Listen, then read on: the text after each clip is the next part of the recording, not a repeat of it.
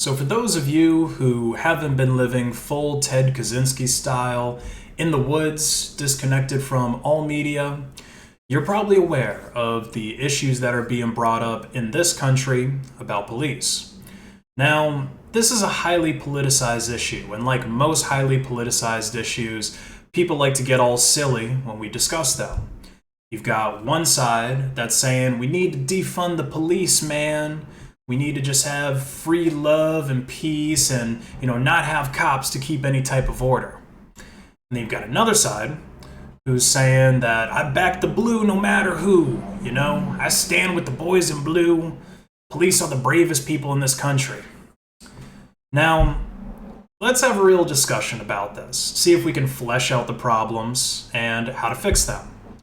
Now, right off the bat, because I know I'm a brown guy, I know some people, some knuckleheads out there might try to assign a different motive to my arguments.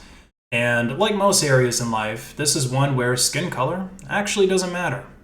You've got white people who get mistreated by the police, you've got Latinos who get mistreated by the police, and yes, you got black people who get mistreated by the police. And anybody who tries to inject racial identity into arguments where they're irrelevant is a moron. So now that we've got that out of the way, let's get into the meat and potatoes of this video.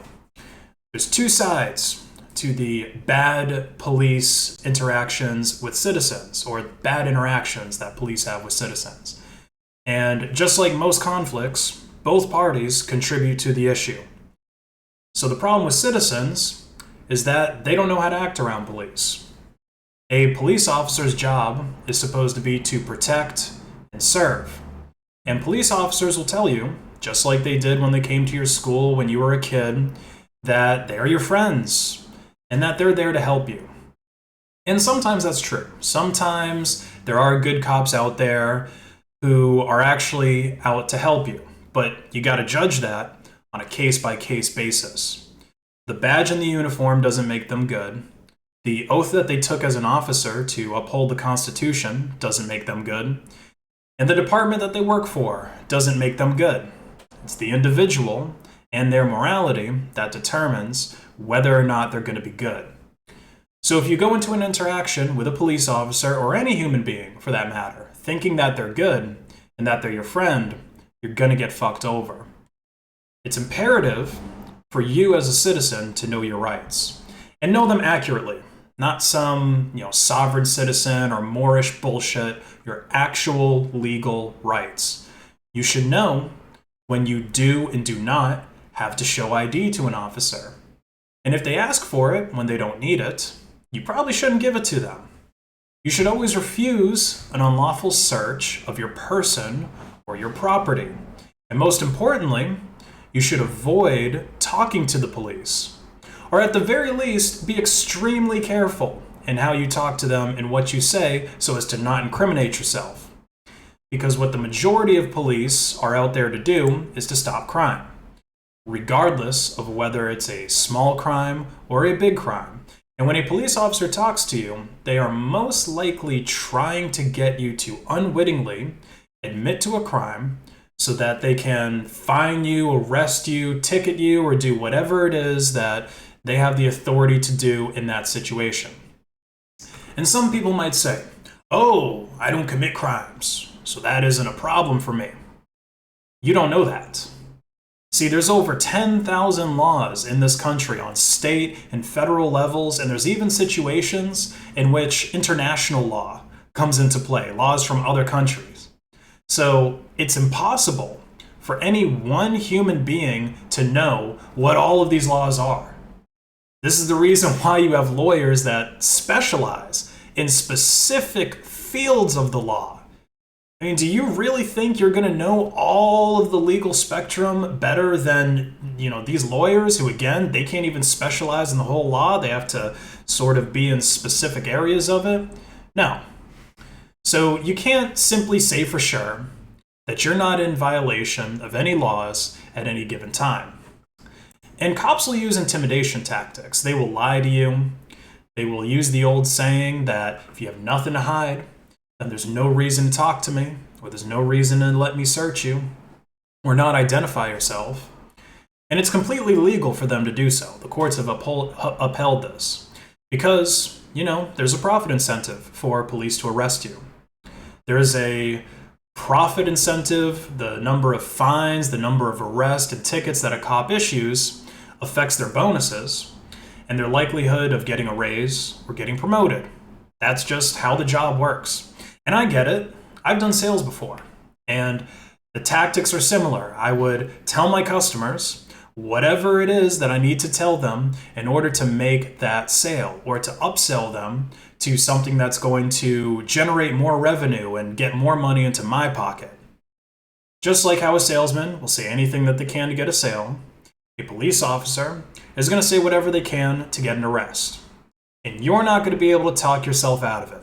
You can ask any cop who knows that they're going to arrest somebody if a citizen has ever been able to talk themselves out of an arrest. So, as a citizen, you shouldn't say anything at all that's going to create a bad situation for you. You also shouldn't do anything that's going to create a bad situation for you. So what do I mean by this? Well, first of all, you shouldn't go into public when you're on drugs. Really, you shouldn't do drugs in the first place, but I get it, people out there, they got that hedonistic desire. So if you're going to do them, you should probably do it within the safety of your own home. All right? Don't go outside and potentially get yourself into a situation. And like I already said, you need to have your wits about you when you're dealing with the police. And if you're under the influence, then that's going to be much harder to do. Not to mention that being under the influence in public, in most places, is a crime in and of itself.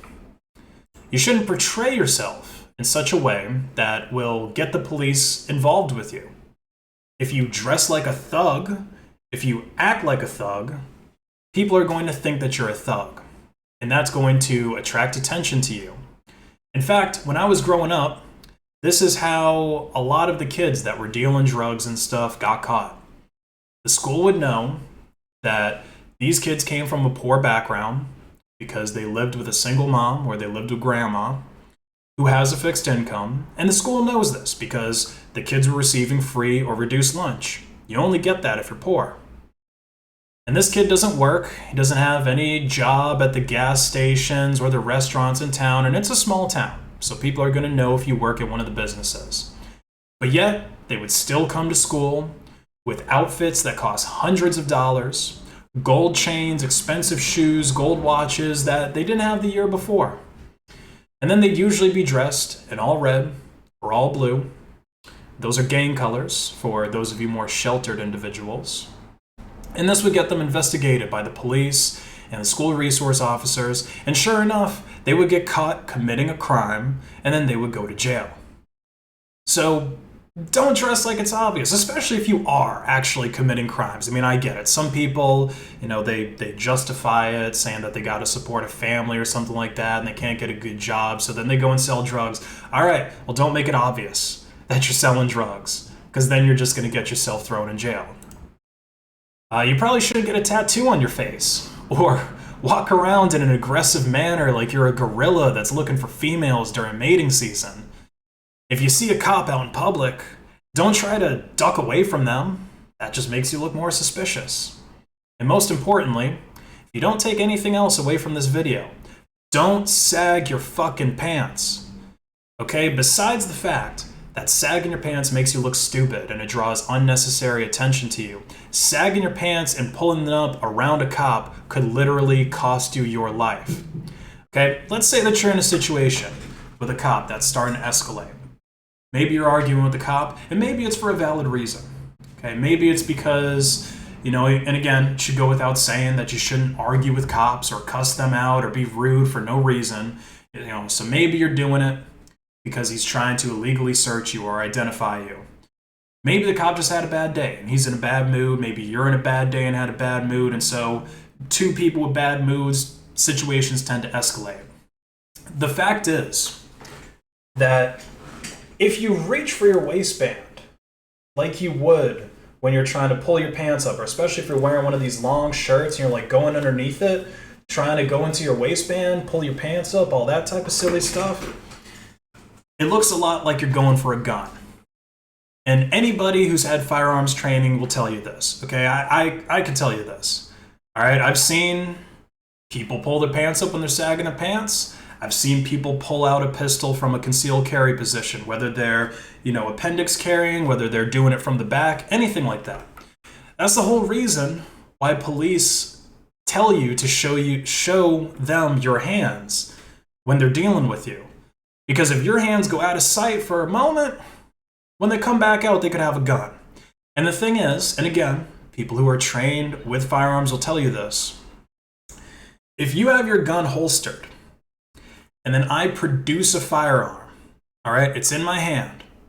And chances are, if I'm a criminal, which if you're pulling a gun on a cop, that's probably what you are, I'm probably not following concealed carry restrictions, all right? So I've got a round in the chamber. I've got a safety off, all right? My gun's ready to go. If I've already got that gun out, the amount of time it's going to take for that cop to unholster his weapon, train it on me, and start shooting, I've already let off 5 shots in that time. Okay, maybe 3 if I'm not that fast. So that's the whole reason why you're going to make them nervous. Don't sag your pants. That way you don't have to go in your waistband all the time when you're dealing with a police officer. And anybody who's had training with firearms, again, they're going to tell you that. So just wear a damn belt, okay? Or wear pants that actually fit you. It's not rocket science.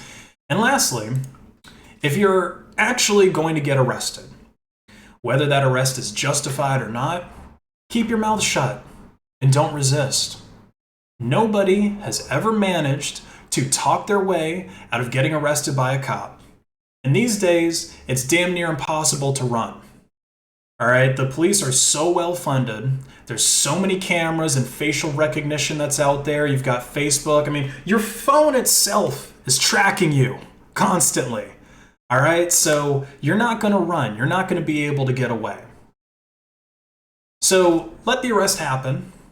And again, don't say anything, because as the saying goes, as police tell you, everything you say can and will be used against you.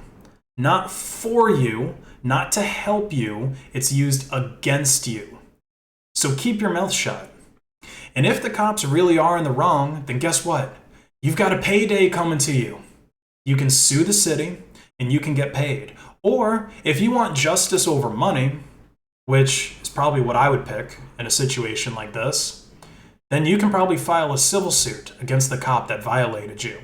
Because if a cop violates your clearly established constitutional rights while they're in the line of duty, they lose their qualified immunity. And you can sue them directly. And if a cop illegally searches you or your property, make sure you get it on camera. Don't sit there and fight with them. Don't sit there and argue with them. Get it on camera. Upload it to the cloud, so even if he has the balls to try and take your phone away from you, it's saved. And then anything that they find during an illegal search is inadmissible in court. Okay? A cop could search my car and find a machine gun and a kilo of fentanyl. But if they illegally found it, it doesn't matter. They can't use it in court against me. Now, like I said at the beginning of the video, cops are part of the problem as well. So here's what they got wrong. These cops, they have really crap training. These guys only need about 21 weeks of training and a GED to become a police officer. You compare that to the Navy SEALs, who get almost 3 times as much training, and they have much higher standards and requirements to qualify. I think only about 1% of people that go to try and become a Navy SEAL actually get through buds, get through the training they do beyond that, and actually end up becoming a Navy SEAL. For cops, it's way higher. And the follow-up PT requirements for cops, they're practically non-existent. Because I've seen so many obese cops that I know damn well can't pass the pull-up test, they can't pass the push-up test, they can't pass the sit-up test, and they can't pass the mile run.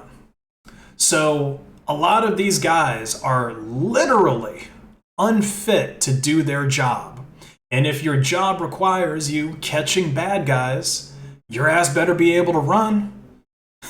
Because how are you going to catch someone like me if you can't run as fast as me, right? And again, a lot of these criminals, they can run. All right, they're used to trying to run from the police. And if you're not a canine instructor or canine unit, then you're hopeless, right? You're gonna probably shoot them in the back or something like that, which again is illegal and unlawful in and of itself. And you also need to have a straight head. Okay, you got to have the ability to de-escalate. Okay, a lot of these guys, they've got, I don't know, like some type of deep psychological issue. You know, maybe they were bullied or something like that. Maybe their wife is giving them shit at home and they just come up to people, right? Already at a 10. Walking up to the window when they're stopping someone or stopping them on the street. They've had no prior interaction with this person and they're already at a 10. Okay? If you're a cop, your job is to de-escalate the situations. So you better not be someone who's got some type of issues, who's got some type of God complex, or you like to just lord over people and have authority over them. If that's the case, then you really shouldn't be a cop. You don't have the mental capacity to do the job correctly. And don't even get me started on their incompetence with firearms. A lot of cops, they only have to qualify with their firearms once a year. Now, it's different depending on which force you're on. Sometimes it's a few times a year. Sometimes it might even be less than once a year in some places. But I've seen police footage from dozens of counties all over the country.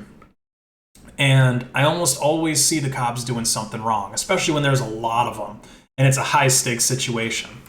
Okay, either they've got the obesity situation where some fat guy with blubbery arms makes it difficult for him to actually unholster his weapon in the first place.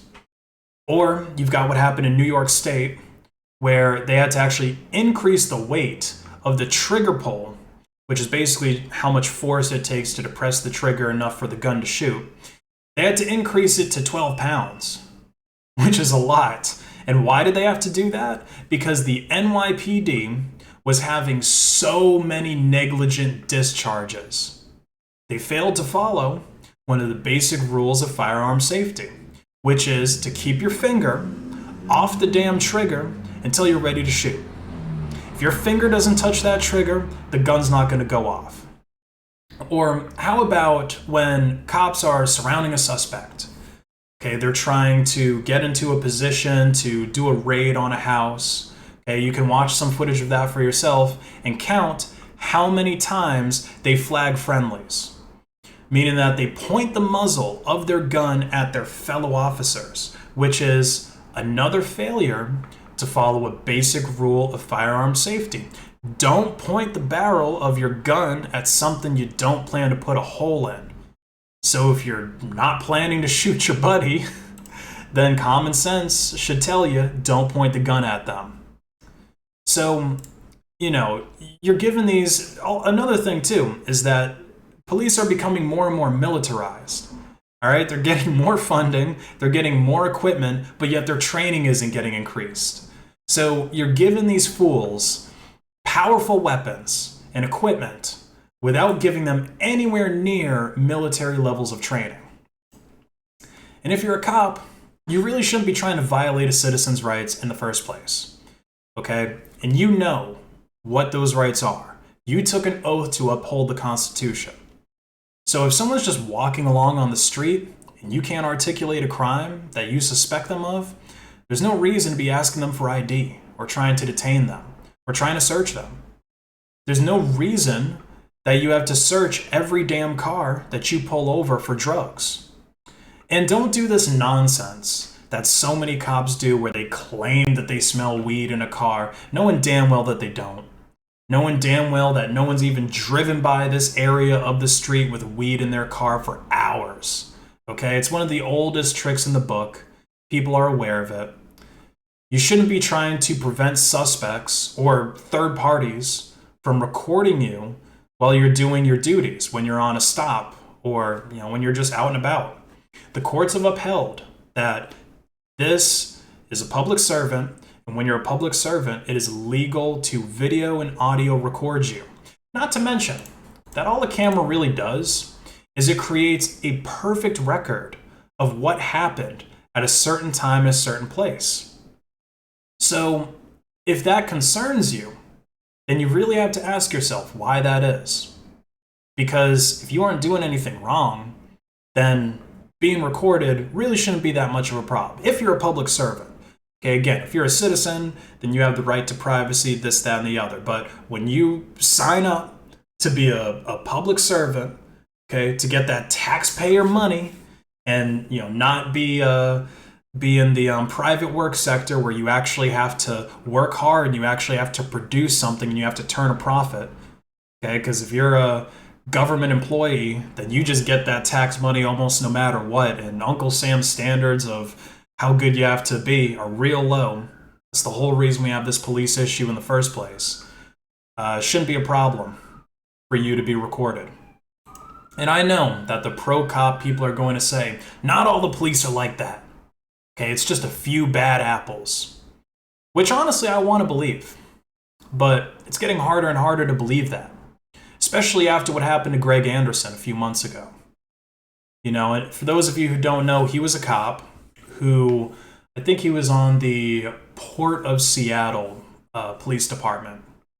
And he made a video speaking out about some of the things that I just covered. Some of these unlawful orders that mayors and governors have been giving out to, try and stop COVID. Telling people that they can't go to a church or a mosque, telling people that they can't be on roadways unless they're essential. Some knucklehead governor's orders, how to handle COVID, which, again, we know now it's not that big a deal. Or at least it's not as big a deal as we thought it was. A pandemic, some governor's orders, some mayor's orders, they don't trump the Constitution. So this guy was a good cop. He made a video speaking out against that. And you know what happened to him? He got fired. His department, I don't remember if it was the chief of police or maybe someone else in charge who told him that he either had to delete that video or he had to leave his job. And he decided to leave his job instead. So if there really are good cops out there, if there really are good apples on the police force, they aren't able to speak out about the abuse that the bad apples are doing. Because clearly, the structure of most police forces is there to protect cops, regardless of how they behave, unless they just behave in such an egregious manner, and again, it's caught on footage, and it gets released to the news media and released to everybody that they have no choice but to, let someone go, fire them from their job, or actually go out and arrest them. So you combine that with the low standards, and the fact that citizens are less trusting of police officers and less cooperative, which makes the job harder. And it's no wonder that you keep getting more and more insecure bully cops joining the force. And the issues with police also go beyond them, because part of the problem is the legislature, the people that are making the laws in this country. I already stated that cops, they have a profit incentive to arrest people and write tickets. And I get that. Money incentivizes people to do their jobs. But the issue is, what kind of crimes are you incentivizing cops to stop? Because a lot of what people get incarcerated for isn't even something that violates another person's rights. A lot of people go to jail for drug possession, drug dealing, making drugs, which is a mutually consensual transaction. Drug dealers don't force junkies to buy drugs. Okay, the junkie is the one who took the drugs, who went and got addicted, and now they're doing that business transaction with the drug dealers. Prostitutes don't force tricks to pay for sex. People who gamble illegally, they're not, holding guns at each other, making them shoot dice or play cards or anything like that. All right? It's all just a mutually consensual transaction. Now, these things might be morally wrong, and I'd probably agree with you, but we don't live in a theocracy. We don't live in a place where we have Sharia police like in Saudi Arabia.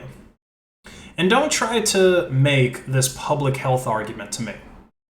Because unless you also want to shut down fast food places, candy stores, liquor stores, cigarette vendors, and you want to ban the sale of soda, then you're not seeing the forest through the trees. You're not really trying that hard to keep people healthy, because all of those legal activities that I just listed, activities that even kids can participate in, little kids can buy soda, little kids can buy candy, those things kill more Americans and create more burden on our country and on our healthcare system than the abuse of all illegal drugs combined.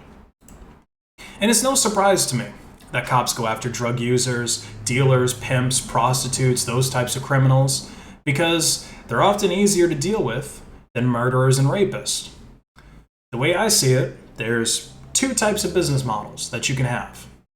You can follow the Chick-fil-A business model, where you only have a few stores and they only sell a few different items, but they've got world-class customer service. So they're basically going for quality over quantity. Or you can have the McDonald's business model. You can have a store on every corner where you hire just about anybody, because all you care about is just churning out customers, right? Churning out burgers. I think your average McDonald's employee only even works there for like 2 months. So most of the people that are serving their customers aren't even very well qualified to do the job. The Chick-fil-A folks, their training probably lasts longer than most entire careers, people that work at Mickey D's. And it seems to me like cops are following the McDonald's business model, because there's a whole lot of them.